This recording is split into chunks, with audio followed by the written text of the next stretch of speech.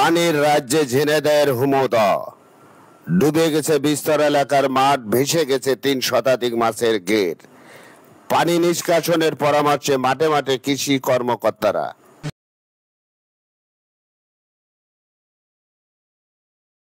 লাগাতার ভারী বর্ষা ও ধীর গতিতে পানি নিষ্কাশন হওয়ার কারণে ঝিনাইদহের সদর উপজেলার গান্না, কুমড়াবাড়িয়া ও মহারাজপুর ইউনিয়নের সীমান্তবর্তী হুমোদহ বিল ও আশপাশের মাঠ এখন পানির নিচে।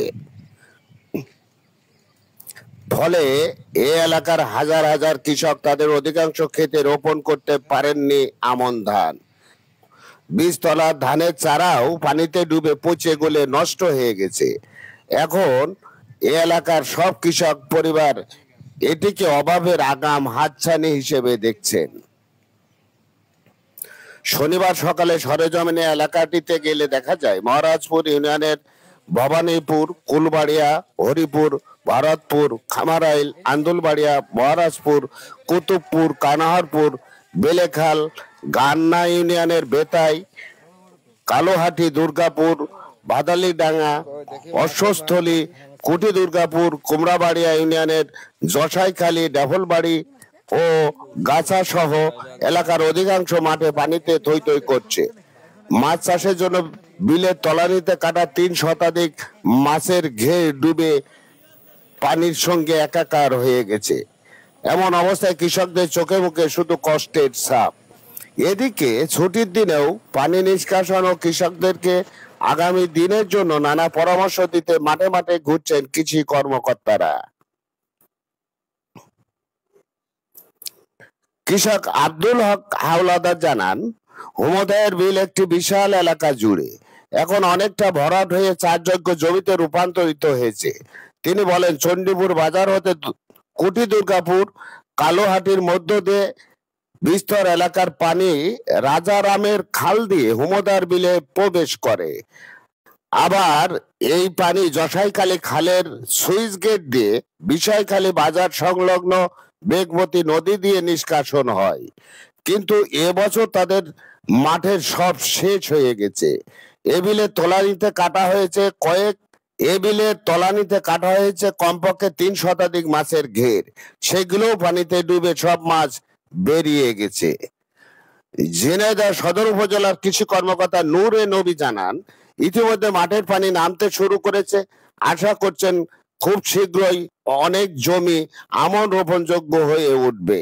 এ ব্যাপারে কৃষি সম্প্রসারণ অধিদপ্তরের ঝিনাইদহের উপপরিচালক ষষ্ঠী চন্দ্র রায় জানান, এবছরে বর্ষার প্রথম থেকে ভারী বৃষ্টি হচ্ছে, যে কারণে অধিকাংশ মাঠে জলাবদ্ধতা সৃষ্টি হয়েছে। তবে কৃষি বিভাগে তিনি সহ উপসহকারী সকলেই এখন মাঠে মাঠে ঘুরে পানি নিষ্কাশনের জন্য কাজ করে যাচ্ছেন।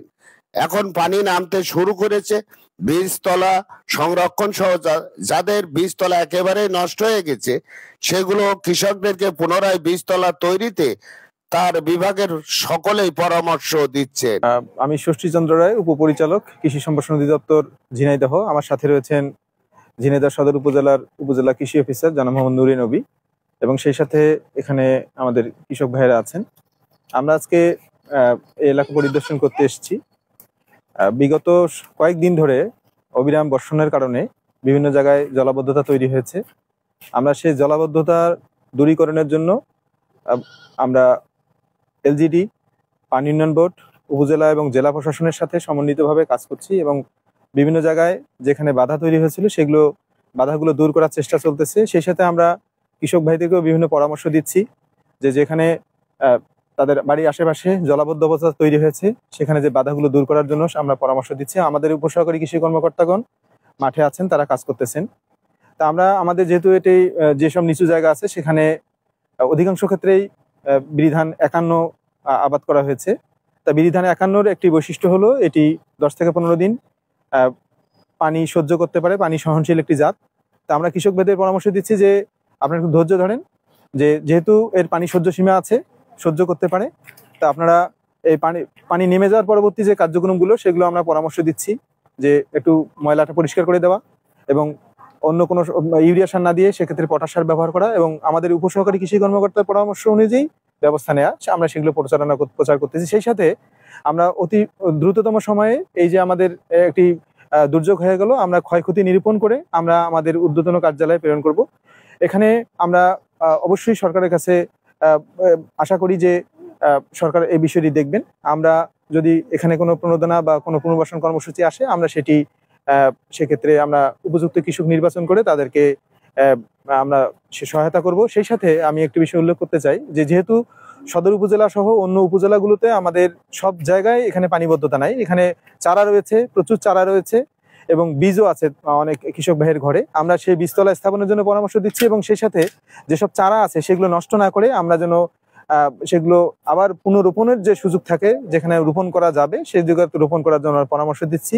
সেই সাথে আমরা সবজি চাষের জন্য যেখানে জলাবদ্ধ আছে সবজি জমি থেকে পানি নেমে যাওয়ার জন্য আইল কেটে দেওয়া সহ অন্যান্য পরিচর্যার কথা বলতেছি এবং আমাদের উপসহকারী কৃষি কর্মকর্তার সাথে পরামর্শ নিয়ে বিভিন্ন ছত্রাকনাশক প্রয়োগ করার জন্য যদি প্রয়োজন হয় সেক্ষেত্রে ছত্রাকনাশক প্রয়োগ এবং অন্যান্য পরিচর্যার জন্য আমরা পরামর্শ দিচ্ছি। আমরা আশা করতেছি যে যেহেতু বিগত 2 দিনে আমাদের বৃষ্টির পরিমাণ খুবই কম, খুবই সামান্য বৃষ্টি হয়েছে, পানি হয়তো দ্রুত নেমে যাবে, আমরা দুর্যোগ